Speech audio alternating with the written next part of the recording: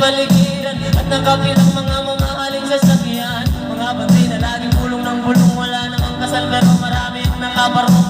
Lumakas man ang ulan ay walang butas ang bubong, mga plato at kutsara na di kilala ang totoong at ang kalit na simputi ng gatas na nasa kahon. At kahit na hindi pasko sa lamesa ay may hamon, sab sigurong manirahan sa bahay na ganyan. Sabi pa nila sino mo rin matatagpuan ang kaunan at mamayari ng isang umuhan.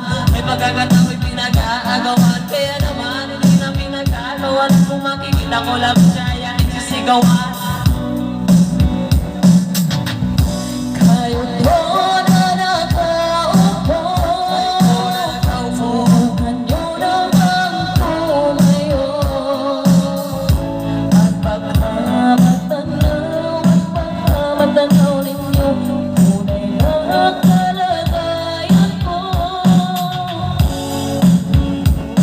O alam ka lang na puso taong nakaupo, walang ulipang matakat, tigas na pinay mo noong tinday yung bahay namin ay pinagtapit-tapit. Sinabi sa unaginit na itong putunaw ng yelo na di kayang pilit kong makilati sa inom. Pinakulong tubig sa lumang takuling-uling-uling gamit ang pagkatang na inalot lamang sa stero. Nagsisilbing kusina sa umagayaming kanyo, ang aking minahay may kiyaman ng isang kaldero. Nagagamit pag ang aking ama ay sundo, pero kulang na kulang pa rin, kulang ng toy sa sin. Ang 70 pesos sa mga kapong pagkakasyakin. Di ko alam kung talagang maraming para o mataas lang ang bago doon. Nagbubulag-bulagan lamang po kayo dahil sa dami ng pera nyo. Walang doktor na makapapalino ng mata nyo, kaya huwag kang masyadong halata.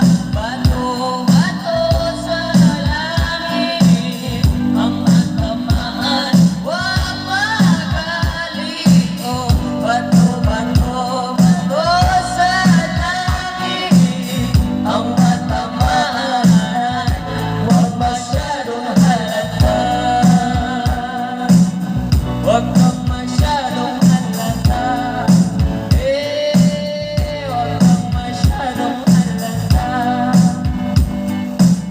Huwag kang masyadong halata.